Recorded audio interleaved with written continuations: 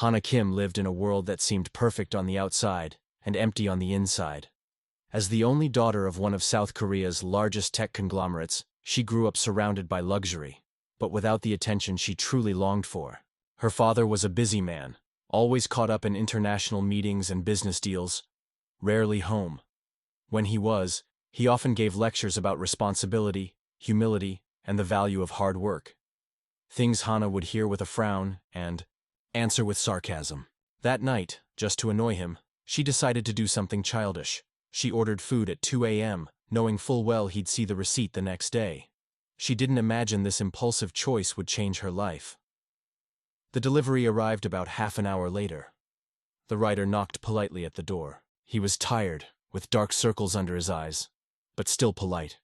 He wore the simple uniform of the startup he worked for, his hair messy from the cold night wind. Hana opened the door in her pajamas, makeup free, and grabbed the bag with a sour look. "It's cold," she complained before even saying thank you. Jay took a deep breath, trying to stay calm. "I'm sorry I couldn't deliver happiness too," he replied, with light irony but firm. She raised an eyebrow. "Oh yeah? I thought you promised fast delivery." "We do," he said, "but not miracles." Hana frowned. She picked up a small amount of money and practically threw it onto the table, almost like tossing a coin. Jay didn't even look at the amount. He simply nodded and left, without another word. The next day, when she checked her phone, Hana saw an unusual notification. The money had been returned. Surprised, she went to the customer service center of the delivery app to ask what had happened. The agent confirmed. "Yes, ma'am. The rider left a note with the payment. If you want to be cruel, do it right." Hana froze. No one had ever spoken to her like that. Not her spoiled friends, not the suitors who only wanted to be seen with her, not even her private tutors. Someone had read her intentions, and not only accepted them, responded with dignity. Curious, she began to investigate who this man was. Luckily, he used a photo on his delivery profile. She found some old posts of his on social media, shared by mutual contacts. In one, he was helping an elderly woman carry her groceries. In another, he was chatting with kids in front of a store, smiling while drawing something on the ground with chalk. It was strange. He wasn't rich, famous, or someone she usually paid attention to. And yet, he felt real. Deciding to learn more, Hana made an impulsive decision. She started ordering from him every day. Not for the food. She barely touched the meals. She wanted to see how he reacted, how he spoke, how he acted when he thought no one cared about him. And he, unaware, kept being himself, polite, honest, without flattery. Each encounter was brief, but meaningful. He always said thank you when she opened the door, even if she answered with indifference. Sometimes he brought a small extra, like a sweet or a card with a random phrase. One day the card read, "Smiles are free. Try one." She laughed, without meaning to. That night, as she lay in bed, she remembered his face, tired, but sincere. How he carried his backpack on his back with pride, even though it was old and worn. For the first time in a long time, Hana felt true curiosity for someone. And that scared her. Because she never imagined it would be possible to miss someone who didn't even belong to her world. At first, Hana told herself it was just curiosity. But deep down, she knew it was more than that. She started ordering different dishes every day. Not because she was hungry, but because she wanted to see Jay again. She studied his schedule, memorized the way he knocked on the door, even noticed the small things. How he always checked his phone before knocking. How he never left without saying thank you, even when she barely acknowledged him. Jay, for his part, thought she was playing a game with him. He didn't understand why someone like her kept ordering from him. He tried to ignore it, to keep his distance. But the truth was, he couldn't stop noticing her either. One rainy afternoon, everything changed. He arrived soaked, holding the delivery bag tightly to keep it dry. When Hana opened the door, she was already wet. She had been standing near the window, watching for him. As he stepped inside, his shoe slipped on the puddle forming by the entrance. He stumbled forward, pulling her with him as they both fell onto the floor, tangled in laughter and confusion. For a moment, their faces were inches apart. The air between them shifted. Something unspoken passed between them, something neither of them was ready to name. Then her phone rang. It was her father. Hana groaned, breaking the spell. She stood up quickly, avoiding eye contact. Jay followed, brushing off his pants. "Wait," she said. "You can't go out like this." She disappeared into her room and came back with a clean shirt. "This is just something old," she mumbled, handing it over. He hesitated, then took it. "I don't want you catching pneumonia just because I ordered dinner late again," she added with a smirk. He laughed, really laughed. And for the first time, she saw something behind his eyes that wasn't guarded. Just softness. Later that evening, while drinking tea in her living room, they started talking. Not about food, not about money, about life. He told her about his dream, how he wanted to study graphic design, but couldn't afford school. How he spent his nights sketching ideas on scraps of paper. How sometimes he imagined creating something that could move people the way music or paintings did. Hana listened, quietly at first. Then she said, "You deserve more than an old phone and a torn backpack." He looked at her, surprised. She didn't sound sarcastic. She sounded serious. A few days later, she showed up at his delivery station with a surprise. "Where are we going?" he asked, skeptical. "To somewhere you've probably never been," she teased. She took him to an art exhibition downtown, one of the most exclusive galleries in Seoul. He hesitated at the entrance, looking down at his worn-out shoes. "I don't belong here," he muttered. "Yes, you do," she insisted. "More than anyone." Inside, Jay moved slowly, absorbing everything. He stared at the paintings like they held secrets. He touched the frames carefully, almost reverently. His eyes lit up in a way she'd never seen before. She watched him, fascinated. He was so different from the men she knew, men who pretended to understand art, but mostly just talked about prices and investments. Jay didn't care about that. He saw soul in the brushstrokes, emotion in the colors, and for the first time, she felt like she was seeing him clearly too. Then it happened. A security guard approached them, eyeing Jay suspiciously. "Is everything okay here?" he asked, tone sharp. Hana stepped forward instantly. "He's with me," she said firmly. "And if you have a problem with that, maybe you should find a new job." The guard backed off, clearly startled by her confidence. Jay looked at her, stunned. She shrugged. "People like us shouldn't let others decide where we belong."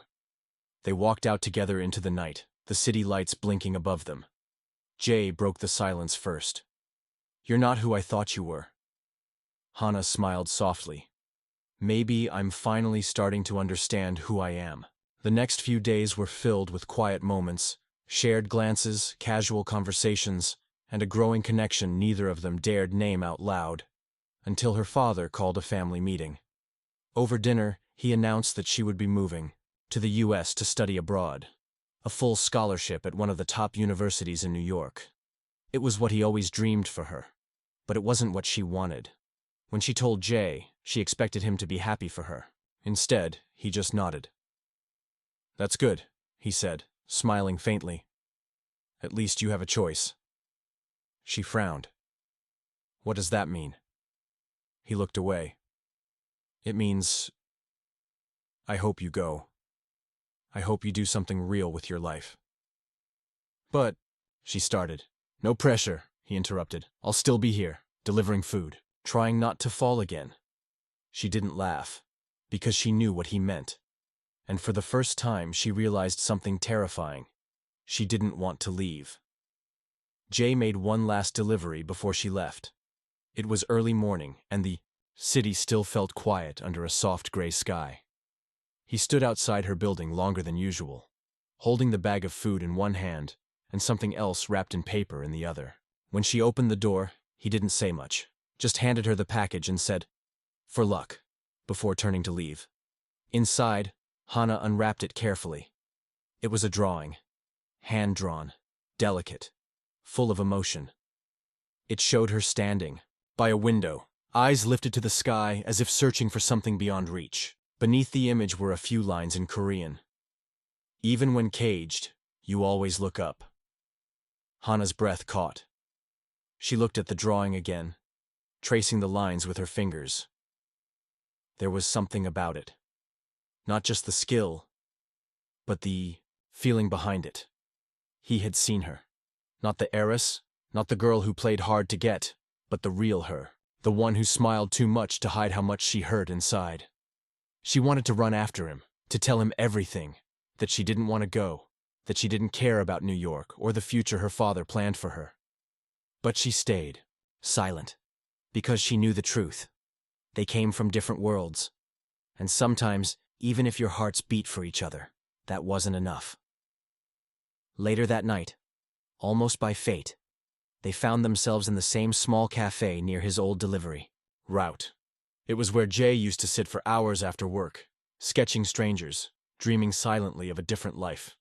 They sat, across from each other, untouched drinks between them. Neither spoke for a while. Then Hana leaned forward. "What happens now?" she asked. Jay exhaled slowly. "Now? You go. You live the life you're supposed to. And I stay here. Try not to forget you." Her eyes searched his. "But what about us?" "There is no us, Hana," he said gently. "There never was." She reached across the table, took his hand in hers. "There could be." Before he could answer, she stood, moved around the table, and kissed him. It was soft, hesitant at first, then deepened into something real, something raw. Jay didn't pull away. He let himself feel it, even though he knew it wouldn't change anything. When they broke apart, he rested his forehead against hers. "This doesn't change anything, Hana," he whispered. She nodded, tears forming in her eyes. "I know." The next day at the airport, she stood at the gate with her suitcase beside her. Her phone buzzed. A message. From Jay. "I love you, but I can't be someone I'm not." She froze.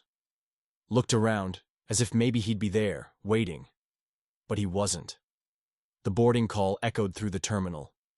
She stepped onto the plane, heart heavier than any luggage she carried. And, behind her, Seoul faded beneath the clouds. The first few weeks in New York were overwhelming.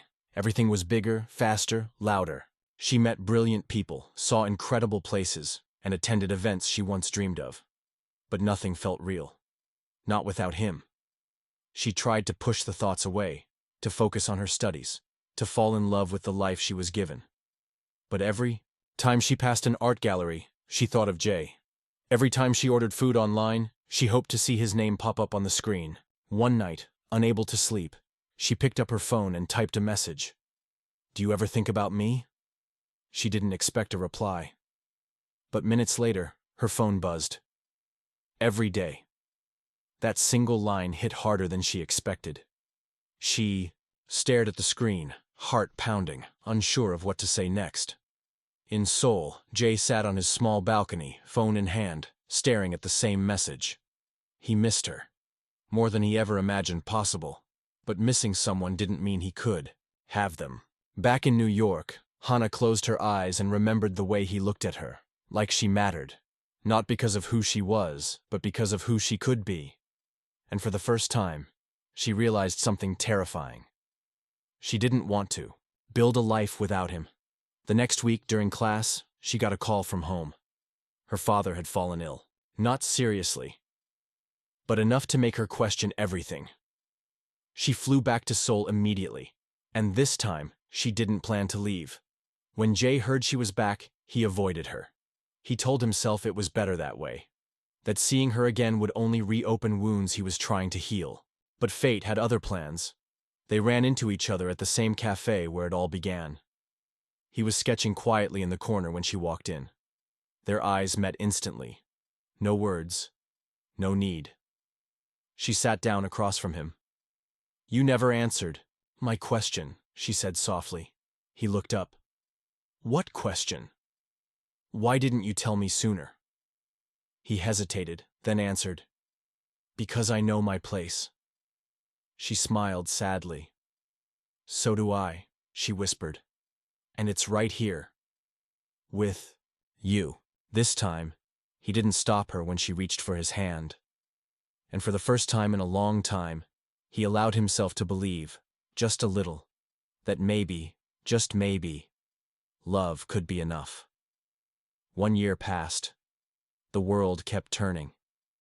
Cities grew louder. Lives drifted on like rivers without direction. But for both of them, nothing ever really felt the same again. Hana was in New York, surrounded by everything she used to believe would make her happy. Success, prestige, opportunity. She had access to the best schools, the most powerful networks, and every door opened at the sound of her name. But none of it filled the space left behind when Jay walked away. She smiled when expected, nodded through meetings, took notes during lectures. But at night, alone in her apartment, she stared out the window and thought about Seoul, about rain-soaked sidewalks, small cafes, and a man who never tried to impress her. She missed him more than she ever admitted out loud. Back in Seoul, Jay kept delivering food, even though his life had changed quietly around him. He worked less now, focusing on his studies at a design school he never thought he'd get into. The scholarship came unexpectedly, anonymous recommendation, full coverage.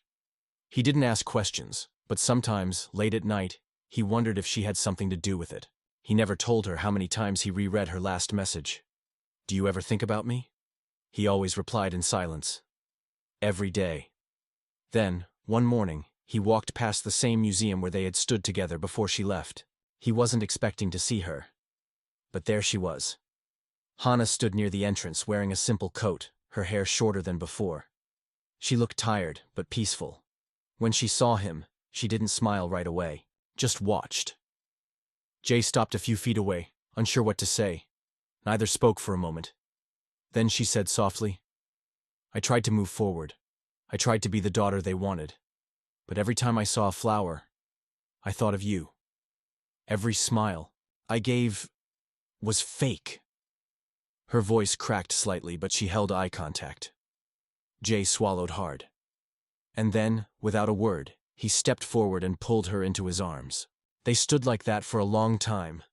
No need for explanations, no rush to fill the silence. Everything they needed to say passed through that hug. The world moved around them. People walking, cars passing, birds flying above. But in that moment, nothing else mattered. Later that evening, they sat in a small apartment that now belonged to both of them. It was modest, filled with sunlight and second-hand furniture. On the wall hung a large drawing, the same one he had given her years ago, the one that said, "Even when caged, you always look up." She stood behind him as he sketched at the table, watching the way his fingers moved across the paper, just like before. "You said I had a choice," she whispered, resting her chin on his shoulder. He smiled faintly, not looking up. "And you chose to come back." She wrapped her arms around him, holding him close. "I didn't come back," she said gently. "I chose you." He paused, letting her words settle over him like a warm blanket. Then, slowly, he turned to face her. This time, when they kissed, it wasn't desperate or uncertain. It was calm. It was real. It was enough. Months passed. Life settled into a new rhythm. Slower, quieter, but full in a way neither of them had known before. Hana found work with a local nonprofit, helping young women find their place in a world that often tried to push them aside. She wore simpler clothes now, carried herself with less tension, and smiled more. Not because she had to, but because she finally wanted to. Jay continued studying design, creating posters, illustrations, and community projects rooted in real life. He was still quiet, still thoughtful. But he laughed more now. Especially when Hana teased him over breakfast or interrupted his sketching with kisses on the neck. They weren't rich. They didn't live in luxury. Their apartment leaked when it rained, and they argued over whose turn it was to clean the kitchen. But they were together. And that made all the difference. One afternoon, while walking through the neighborhood, they passed by the cafe where they first started meeting regularly. The owner remembered them and waved from behind the counter. That night, as they cooked dinner together, Hana leaned against the counter and said, "Do you ever wonder what would have happened if we hadn't met?" Jay wiped his hands and took hers. "I try not to," he said, "because thinking About that feels like imagining a sky without stars. She smiled, eyes glistening. I used to think love was something you earned, something you had to prove yourself worthy of. He kissed her forehead. You deserve love just by being you. Outside, the city lights began to glow. The streets hummed with life. Somewhere nearby, a street musician played a soft melody, on his guitar. Inside their little apartment, two hearts beat in unison. Not perfect, not flawless, but real. And that was more than enough.